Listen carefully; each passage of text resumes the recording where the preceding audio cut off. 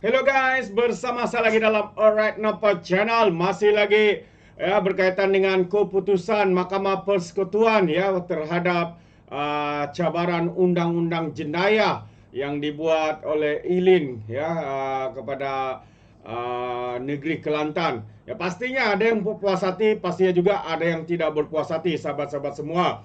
Ya hari ini kita lihat bagaimana PAS berduyun-duyun membawa orang-orang mereka untuk mencabar keputusan ini. Mereka berada di luar mahkamah.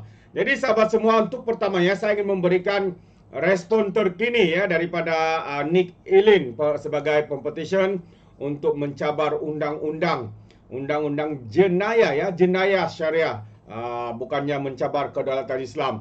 Jadi tanpa membuang masa sahabat semua, untuk yang pertamanya saya ingin membawakan kenyataan terkini daripada Nick Elin. Katanya lepas dikutuk, dikeji, dilaknat, alhamdulillah menang. Dan beliau juga menyatakan bahwa ramai yang memberikan sokongan paduh ke atas beliau, termasuk juga rakyat daripada negeri Kelantan. Jadi saya ingin membacakan kenyataan ini yang saya petik daripada Melissa Kini.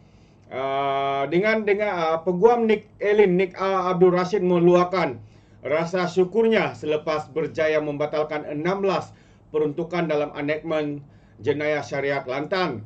Saya buat untuk semua, katanya. Dan alhamdulillah setelah dikutuk, dikeji, dilaknat, alhamdulillah keputusan positif. Tambahnya lagi, dia juga mengucapkan terima kasih kepada peguam yang mewakilinya, Badan Peguam Malaysia serta NGO Sisters in Islam, SIS. Wanita dari Kelantan bersama anaknya Tunku Yasmin Natasha Tunku Abdul Rahman hari ini berjaya mendapatkan pembatalan daripada Mahkamah Tinggi Negara. Panel 9 Hakim Mahkamah Persekutuan yang dipengerusikan sendiri oleh Ketua Hakim Negara Tunku Maimun Tuan Mat dalam keputusan majoriti 8-1 membenarkan petisyen mereka. Anak beranak itu mencabar perlembagaan 18 peruntukan dalam enactment Kanun Jenayah Syariah dalam kurungan 1 Kelantan 2019. Antara peruntukan yang dianggap tidak syah ialah mengenai kesalahan memusnah dan mencemarkan tempat ibadah, Seksyen 11, berkaitan liwat, Seksyen 14, persetubuhan dengan mayat, ada persetubuhan dengan mayat Seksyen 16, persetubuhan dengan bukan manusia, Seksyen 17, dan gangguan seksual, Seksyen 31. Menurut Tunku Maimun, Badan Perundangan Kelantan bertindak melebihi kuasa dengan menggubal enactment yang bercanggah dengan jadual ke-9 Perlembagaan Persekutuan. Jadi pandai-pandai mereka buat Tunku Maimun sekali lagi mengingatkan Nick Elin dan Tunku Yasmin bukan mencabar kedudukan Islam dan sistem kehakiman syariah.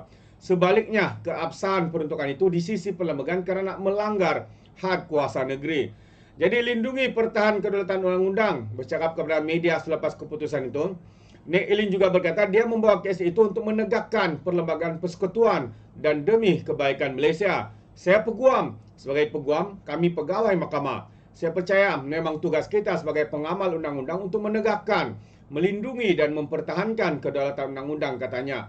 Dia juga mengulangi penegasan sebelum ini bahawa ia tidak kena mengena dengan doktrin Islam. Sebaliknya, berkaitan dengan bidang kuasa Dewan Undangan Negeri DUN Kelantan. Saya rasa lepas ini DUN akan menggubal undang-undang lebih. Mereka akan lebih berhati-hati ketika membuat draft perundangan, katanya. Dan dia juga berharap ia akan mengharmonikan Mahkamah Sivil dan Mahkamah Syariah. Sementara itu mengulas berkaitan bantahan orang ramai terhadapnya, tindakan Elin berkata, tidak semua berpendapat sedemikian. Saya balik Kelantan, saya tidak ada kena kecam pun, katanya. Dan semua memberikan sokongan kepada saya, kata Nick Elin lagi. Jadi sebenarnya ramai juga rakyat Kelantan seperti mana kenyataan Nick Elin ini memberikan sokongan maupun memberikan menyokong tindakan yang dibuat oleh Nick Elin bersama dengan anaknya ini, sahabat-sahabat semua. Dan perlu diingatkan sekali lagi, Nick Elin juga menegaskan bahawa apa yang mereka buat ini bukanlah mencabar kedaulatan Islam, dan juga mencabar mahkamah syariah dan sebagainya. Tetapi ada disebut sebentar tadi bahawa kerana dikatakan kalau kita lihat kenyataan daripada ketua hakim Tengku Maimun, dia kata, mana sudah? Ya, menurut Tengku Maimun, Badan Perundangan Kelantan bertindak melebihi kuasa ya dengan menggubal enactment yang bercanggah dengan jadual ke-9 Perlembagaan Persekutuan. Dan sekali lagi, Tengku Maimun mengingatkan bahawa ini bukan mencabar kedudukan Islam atau kedaulatan Islam dan sistem kehakiman syariah, sebaliknya keabsahan peruntukan itu di sisi perlembagaan kerana melanggar had kuasa negeri. Itu antara pencerahan ya daripada peguam negara. Peguam negara kah? Hakim ya, hakim negara, maafkan saya. Hakim negara iaitu Tengku Maimun ya. Ketua hakim negara, sahabat-sahabat semua. Tapi berlainan pula ya dengan pandangan daripada Parti PAS ya, apabila mereka menganggap ya keputusan hari ini sebagai Jumaat yang hitam. Itu antara kenyataan daripada Parti PAS yang diwakili oleh Taqiyuddin Hasan, sahabat-sahabat semua. Jadi menarik juga ya, kalau sebentar tadi kita dengar kenyataan daripada Nick Elin, jadi kita juga mau mendengar kenyataan daripada Parti PAS. Katanya PAS menganggap hari ini sebagai Jumaat yang hitam selepas 16 daripada 18 peruntukan enactment jenayah syariah Kelantan sah terbatal oleh keputusan Mahkamah Tertinggi Negara. Setiausaha Agung PAS Taqiyuddin Hasan juga berkata keputusan 81 di Mahkamah Persekutuan itu di Putrajaya hari ini mengancam enactment jenayah syariah lain. Jumaat yang hitam kepada syariah Islam, kepada undang-undang Islam, itu yang boleh kita katakan atau gambarkan, katanya.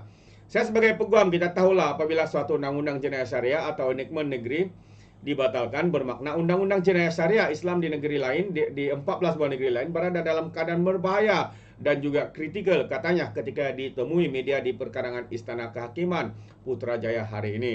Jadi bagi saya sebagai pemerhati ya, saya tidak sangat setuju dengan kenyataan ini. Dia cuba mengaitkan negeri-negeri lain. Sekiranya negeri lain ya undang-undang jenayah syariah mereka itu tidak melanggar ataupun masih selari dengan undang-undang di dalam perlembagaan ataupun kerajaan persekutuan, saya percaya ianya tidak akan ada perubahan apa-apa ya, tidak akan dibatalkan ataupun dicabar dan sebagainya. Tidak seperti yang dibuat di dalam undang-undang di DUN, undang-undang jenayah syariah di Kelantan ini. Mereka lakukan menggubalnya dengan saya boleh katakan sebagai sembrono ya, tidak mengikut ya ketua hakim negara yang kalau dia katakan tidak mengikut ya, tidak mengikut apa tuh mana satu sudah ya, ini dia ya, sistem kehakiman syariah sebaliknya dan keabsahan peruntukan itu di sisi perlembagaan karena melanggar ini antara sebab sahabat semua, melanggar had kuasa negeri. Jadi kalau dia kaitkan 14 negeri lain dan sebagainya akan jadi seperti mereka selagi ya mereka tidak melanggar had kuasa negeri dan undang-undang yang digubal itu masih selari dengan kerajaan persekutuan, saya percaya ianya akan tidak akan ada berlaku seperti mana yang berlaku ya di Kelantan ini, sahabat-sahabat semua. Jadi kalau kita lihat kenyataannya lagi, Taqiyuddin yang juga ahli Parlimen Kota Baru menambah jika ada mana-mana individu negeri lain didakwa misalnya atas kesalahan lewat lalu mereka merujuk kes tersebut ke Mahkamah Persekutuan, pertuduhan berkenaan boleh dibatalkan. Bukan boleh dibatalkan sebenarnya, mahkamah atau jenayah hukuman itu boleh dikenakan mengikut ya Mahkamah Persekutuan, undang-undang di dalam Mahkamah Persekutuan. Dia sekarang ini mungkin mencuba ya untuk memusingkan fakta. Dia juga menganggap bahawa tidak ada orang yang boleh dituduh di Mahkamah Syariah atas kesalahan jenayah syariah. Jadi terdahulu Taqiyuddin menyertai beberapa ratus orang berhimpun di kawasan kompleks mahkamah berkenaan bagi menunggu keputusan panel 9 hakim yang mendengar cabaran perundangan ke atas enactment terbabit. Ia dilakukan seorang peguam kelahiran Kelantan, Nick Elin, Nick Abdul Rashid dan anaknya Tengku Yasmin Natasha Tengku Abdul Rahman. Panel yang mempengerusikan ya tidak lain bukan Ketua Hakim Negara Tengku Maimun Tengku Mat membenarkan ya permohonan tersebut secara keputusan majoriti. Satu-satunya hakim yang tidak sependapat dengan jalapan yang lain ialah Ketua Hakim Sabah dan Sarawak Abdul Rahman Sebli. Ketua Hakim Sabah dan Sarawak pula ya yang tidak setuju. Jadi PAS beri komitmen sokong katanya. Pasangan ibu dan anak itu mencabar keabsahan 18 peruntukan dalam enactment kanun jenayah syariah dalam kurungan 1 Kelantan 2019. Bagaimanapun Mahkamah Tertinggi hanya membenarkan 16 daripada 18 peruntukan yang dipohon mereka. Itu saya sudah baca tadi apa peruntukan-peruntukan yang telah dibatalkan itu. Jadi kesalahan syariah lain yang menjadi pertikaian dalam permohonan itu ialah memiliki dokumen palsu dan memberi maklumat palsu. Seksyen 34, mabuk. Seksyen 36, persediaan untuk melakukan maksiat. Persediaan untuk melakukan maksiat. Ada lagi. Seksyen 45 dan penyalahgunaan label halal 42. Seksyen 42. Jadi di sebalik menerima 16 permohonan pasangan anak beranak itu, Mahkamah bagaimanapun menolak cubaan mereka memetakan 2 lagi peruntukan dalam enactment sama. Takidun berkata ini dibuat Takidun berkata ini keputusan dibuat di mahkamah hari ini bukan perkara kecil kerana yang melibatkan aspek mempertahankan syariah Islam serta institusi Raja-Raja Melayu. Andai lagi dia memainkan atau mengaitkan, ya. Jadi ini bukan benda kecil katanya. Mempertahankan syariah, mempertahankan institusi Raja-Raja menjadi ketua agama Islam bagi negeri yang di Pertuan Agong, ketua agama Islam wilayah persekutuan bagi negeri tak ada raja katanya. Sekali lagi sahabat semua, menyentuh isu 3R, ya. Bagi pandangan saya ini adalah isu menyentuh isu bangsa, agama dan raja-raja.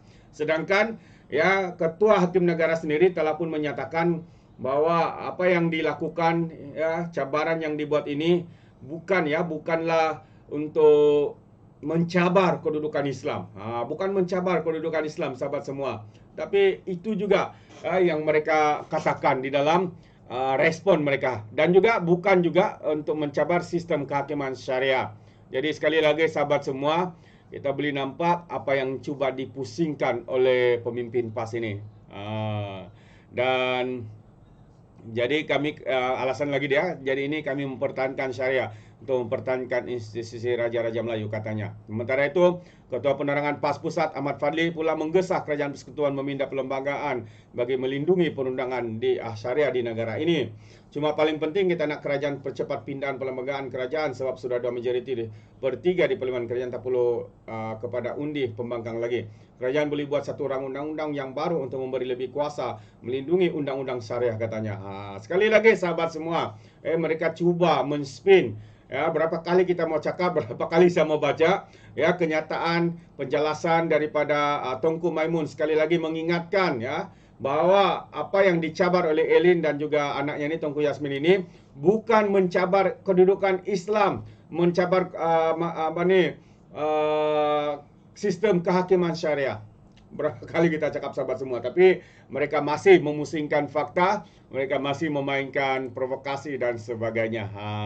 Jadi itu sedikit pandangan saya lah sahabat semua, ya. Bukan kita membuat tuduhan, tapi itu pandangan saya. Dan agak terkejut juga sebab seorang hakim yang memberikan sokongan daripada 9, ya, adalah daripada ketua hakim, ya, Hakim Sabah dan Sarawak. Agak mengejutkan. Tapi ya, ini adalah sistem demokrasi, semua orang berhak memilih. Tapi pilihan itu harus memilih dengan cara yang rasional dan sebagainya. Alright, so sampai di sini saja sahabat semua. Sedikit perkongsian saya, pembacaan sebenarnya, membaca kenyataan daripada Elin, ya, individu yang membuat petition ini, dan juga kenyataan terkini wakil daripada Parti PAS Taqiyuddin Hasan. Jadi Anda boleh berikan komen pandangan Anda dalam ruangan komen, tapi ingat komen dengan cara berhemah. Terima kasih. Izinkan saya untuk mengundurkan diri dan seperti biasa peribahasa mengatakan, kapapun kangkap 2 tahun keinginan. Dalam bahasa Melayunya, tepuk dadah, tanya selera. Sekian saja daripada Orang Dapat Channel. Saya kita berjumpa lagi. Bye-bye.